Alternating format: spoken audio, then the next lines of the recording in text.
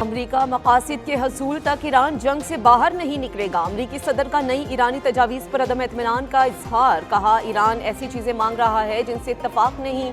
Iran से phone के जरिए बातचीत जारी है।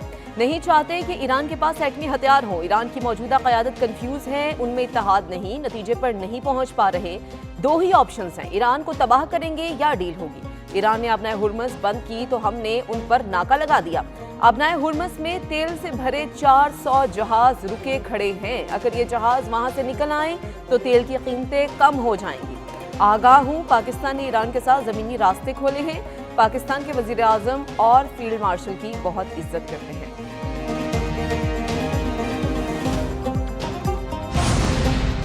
दुश्मनों के खिलाफ मुआशी मुहाज पर जिदोजहद नागुज़ीर है। ईरानी सुप्रीम लीडर मुश्तबा खामनई ने कहा कि अपने दुश्मनों को शिकस्त देने के लिए मुआशी मैदान में भी लड़ना होगा। ईरान ने फौजी मुहाज पर दुनिया को अपनी तरक्की और बरतरी दिखा दी। अब मुआशी और सकाफती जिहाद के मरहले में भी दुश्मनों को नाकाम बनाना ज़रूरी है। अवाम मुकामी तौर पर तैयार मसनूआत के इस्तेमाल को तरजीह दें।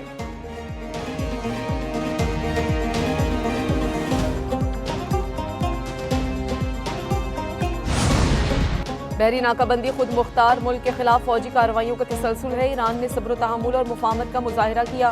ईरानी सदर मसूद पज़ेश्कियान ने कहा कि दुनिया ने ईरान का सब्र देखा, जाबिराना रवैया बर्दाश्त नहीं। ईरानी चीफ जस्टिस गुलाम हुसैन मोहसिनी कहते हैं, दबाव और जबर की बुनियाद पर मुज़ाकरात हरगिज़ कबूल नहीं। मुसल्लत करदा शराइत पर मुज़ाकरात नहीं चाहते। ईरानी वज़ीर ख़ारजा अब्बास अराग़ची कहते हैं, तेहरान जंगबंदी और अपनाए हुर्मुज़ की बहाली के लिए संजीदा है। वाशिंगटन धमकी आमेज ज़बान और तौसीफ पसंदाना पॉलिसी तर्क करे। नेतन्याहू का खेल अमेरिका को $100 अरब का नुकसान पहुंचा चुका है। पेंटागन झूठ बोल रहा है, जंग की लागत 4 गुना ज्यादा है। इसराइल फर्स्ट का हमेशा मतलब अमेरिका लास्ट ही होता है।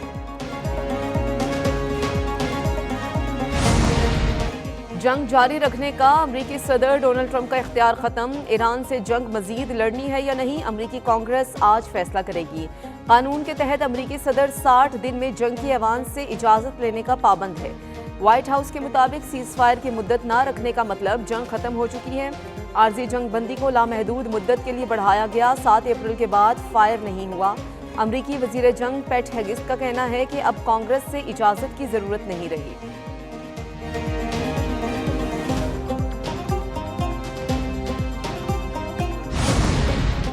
अपनाए हुर्मुज़ पर अमरीकी नाकाबंदी, ईरान को $4.8 अरब का नुकसान। अमरीकी खबर रसाई इदारे एग्जैक्ट्रिस की रिपोर्ट के मुताबिक अमरीका ने ईरान तेल ले जाने वाले 40 से ज़ायद जहाज़ों का रुख मोड़ा। रिपोर्ट के मुताबिक ईरान के 31 ऑयल टैंकर्स खलीज में फंसे हुए हैं।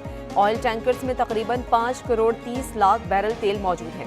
ईरान के 2 जहाज़ों को तहवील में लिया जा चुका है। ज़ख़ीरा गाहों की गुंजाइश खत्म होने पर ईरान को मुश्किलात का सामना है।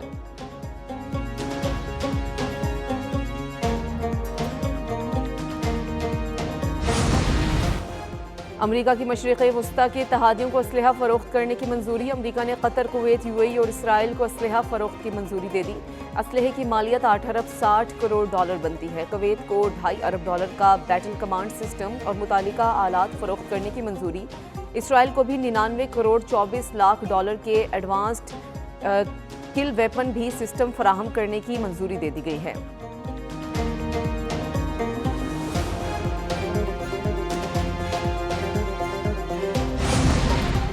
ईरान का जंग का मुस्तकिल खात्मा, दोबारा हमले न करने की जमानत देने का मुतालबा। ईरानी हुकाम कहते हैं कि जमानत दी जाए, जंग दोबारा शुरू नहीं होगी। ईरानी क़यादत का अमरीका पर शदीद अदम एतमाद का इजहार। ईरान पर हमलों से एतमाद की फ़ज़ा मुतासिर हुई।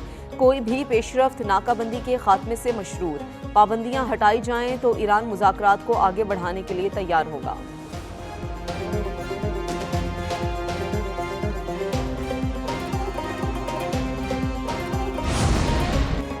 अमरीका के 61% अवाम ने ईरान पर जारियत को गलती करार दे दिया। वाशिंगटन न्यूज़, ABC न्यूज़ और एफएस सर्वे के मुताबिक 90% डेमोक्रेट्स, 71% आज़ाद अफराद की जंग मुखालिफ राय।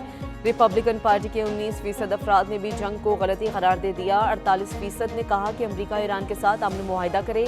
अमरीका को ईरान के साथ डील के लिए दबाव बढ़ाना चाहिए। 46% की राय।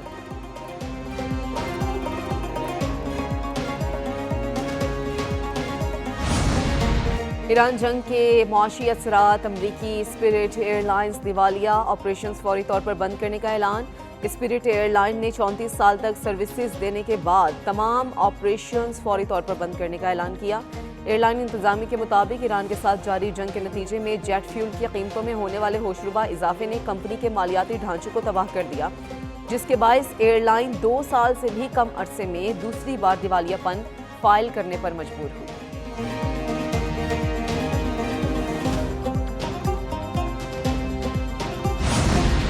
ईरान में इसराइल के लिए जासूसी के इल्जाम में 2 अफराद को सजाए मौत दे दी गई। ईरानी मीडिया के मुताबिक मुलजिमान को इसराइल की खुफिया एजेंसी मोसाद के लिए जासूसी करने और हसास मालूमात फराहम करने के जुर्म में सजाए मौत दी गई। ईरानी अदलिया के मुताबिक याकूब करीमपुर और नासिर बाकिरजादा को इसराइल के साथ इंटेलिजेंस ताउन के जुर्म में तख्तादार पर लटका दिया गया।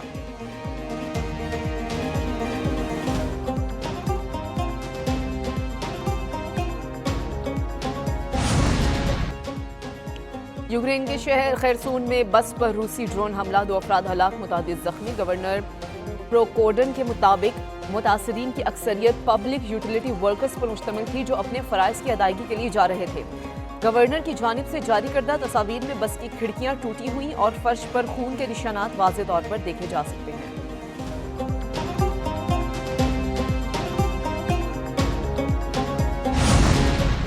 मशरिक़ वस्ता में कशीदगी, इसराइल की जनूबी लबनान के ज़िला नब्तिया पर शदीद बमबारी, शाहराहों और गाड़ियों को निशाना बनाया गया। लबनान की नेशनल न्यूज़ एजेंसी के मुताबिक इसराइली फ़ौज ने जनूबी लबनान के ज़िला नब्तिया में वाक़े कस्बे अदशीत पर हमला किया है, जिससे इलाके में खौफ व हरास फैल गया। रिपोर्ट के मुताबिक इसराइली ड्रोन ने कुफर दज्जाल नदपिया शाहराह पर एक गाड़ी को भी निशाना बनाया। ये शाहराह स्ट्रेटजिक लिहाज से अहम तरीन रास्ता है, जिससे इसराइल अक्सर हिजबुल्लाह के अरकान की नकलो हरकत रोकने के बहाने निशाना बनाता रहता है।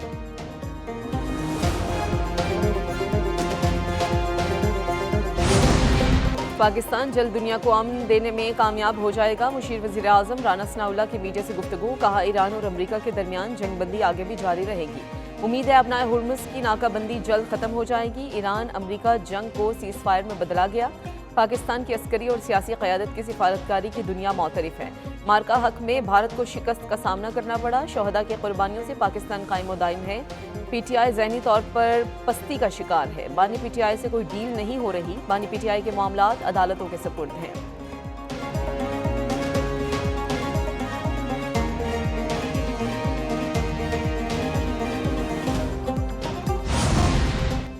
मार्का हक में कामयाबी के बाद पाकिस्तान दुनिया में अमन का अलमबरदार बनकर उभरा। वफाकी वज़ीर इत्तलात अता तारड़ की मीडिया से गुफ्तगू, कहा मार्का हक में कामयाबी के 1 साल बाद हक़ाइक़ वाज़े हो गए। हमारे मिसाइलों ने भारत को सबक सिखाया। दुनिया में